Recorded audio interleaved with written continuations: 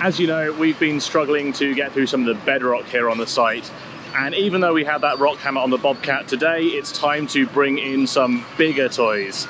We have this absolutely massive 60,000 pound Cat 325 BL. Not only do we have this with the bucket on the front, we've also brought along a massive rock hammer that goes on the front of this. So hopefully that'll make quick work of our bedrock.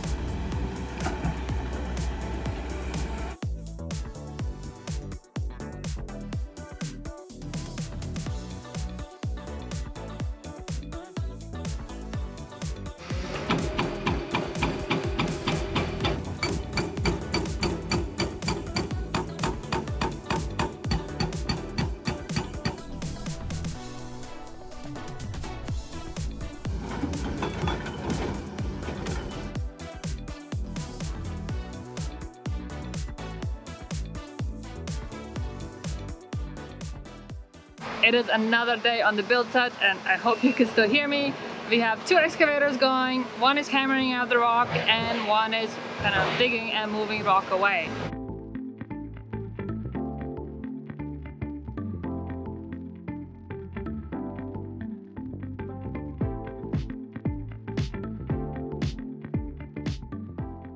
There are a lot of different things going on today and everything is not going smoothly. Behind me you can see this giant pile of rocks in the ground here. They've actually made great progress with that rock hammer on the big Cat excavator, really tearing into this stuff, and you can probably hear that rock hammer.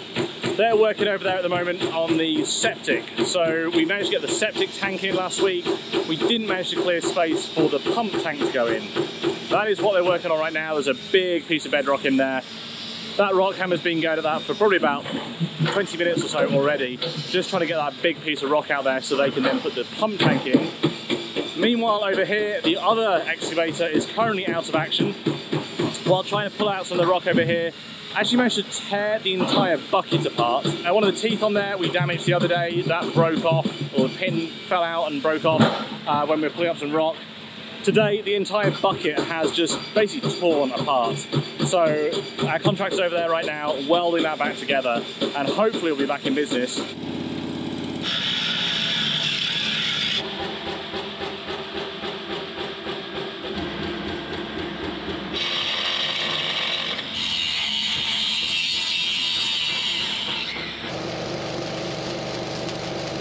Tomorrow, we're expecting the well drilling company to be here, and they're going to be drilling our well just over here. So we have been laying out on the ground where these different things are. Every time we do, the excavator comes through, can dig for a little while, and then the marks disappear. We have to put them back in again. We have got the building laid out on the ground beside me, but that's all going to change again in a minute when the excavator comes back and clears this stuff out. So for now, the priority is making sure the well stays well marked. They can then drill that and we'll be in business. All of this with some scattered showers. I don't know if you can even see the steam rising from some of these rocks above me here. It's beautiful. It's also warm. It's probably about 75 degrees and super humid today.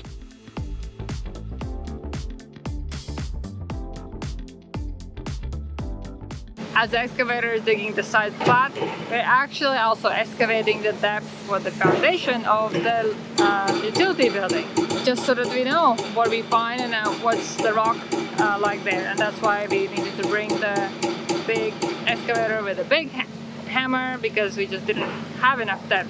So from time to time, as the excavator is working, I'm running around and we're marking the corners of the building. But also the latest iteration, we marked down where the utilities are going to go so that we can sleeve them out. Because some of them need to be deeper than our foundation. We're doing a raft slab, so it's equal thickness foundation all across with insulation underneath.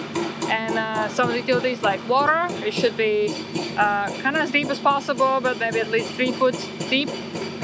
So if there's bedrock underneath, we want to chisel that bedrock out and sleeve those water lines so that when we need to actually dig the trenches, we don't have to dig up the building.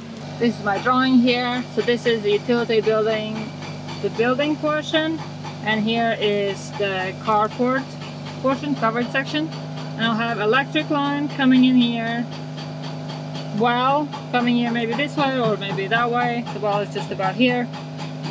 And then sewer line will be coming out here. And then electric and fiber will be coming to the house and in future potentially to the barn and the workshop. And the same with water. 3 water lines, 1 to the house, 1 to the barn, and 1 to the workshop. It'll be years down the line before we do barn or workshop. So we just want to sleeve the lines so that in the future when we do decide to do a barn or workshop, we can get to them.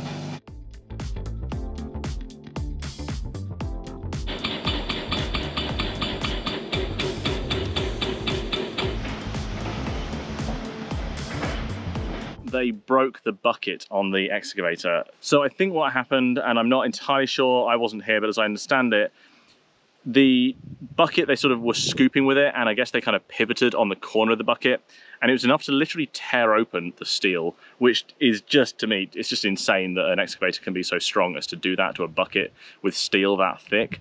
But that's what happened. So it peeled the corner off the bucket, it ripped it apart there, and so they've spent pretty much the whole afternoon getting that back together, getting that all ground out and cleaned up and welded back together again. It is just about done now, and they're going to be finishing that off tomorrow morning and hopefully be back in business, because the big thing happening this week is our well is going to be drilled. So our well is going to go over there. In order to get it there, we've got to get a big well truck through this space and over to there. And that well truck needs a pit. That's kind of where they work in. It's like a little depressed area that they can work in. Our contractor has worked with a well driller before. They know exactly how each other works, and so we've been really trusting them to get that set up. Unfortunately, because of what's been going on today, and we didn't have the excavator with a bucket in action, that area is actually no longer accessible. As of this morning, it kind of was, but right now it's not. Hopefully by lunchtime tomorrow, it should be good to go again. And we're expecting the well drilling truck to turn up probably tomorrow afternoon. So it's going to be a little bit tight on timing. They'll probably bring the machines along tomorrow afternoon, and then probably Wednesday is when they're going to start drilling the well. We are really keeping our fingers crossed with that well. It's one of those things that, much like with the rock, you just don't know what you're going to get until you start drilling. If we look down at our neighbors and some of the wells in the local area, that's usually a good way to work out like what you might need in terms of a well. In general, in this area, hitting water isn't too much of a problem. Vermont in general has water. We're not a desert state or anything like that. We should be able to find water in the property, but it's not guaranteed. And so by looking at the neighbors, you can kind of get a sense for how deep a well might be and how much flow you might get. Unfortunately, looking at the neighboring properties down here, there is no pattern. There is everything between 500 feet deep and a couple of gallons per minute of flow to 40 feet deep and 50 gallons per minute of flow. So we really don't know what we're going to get. So thinking about all of this, you definitely have to think in 3D of figuring out, where the grade is flat and how the slope goes and so on. It's a 3-dimensional space. It's not just 2D because it's not flat yet. But also, it's kind of thinking in 4 dimensions as well. The fourth being the time, because we have what's going to be the final grade, but in certain areas, for example, the driveway is going to have 6 inches of depth of top coat, but then in other areas it's going to be topsoil, which is going to be a foot deep.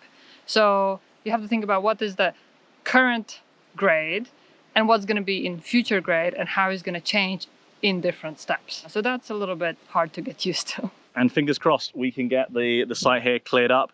We've marked out the ground, we're hoping they can clear out those rocks, and fingers crossed the well truck may even arrive tomorrow.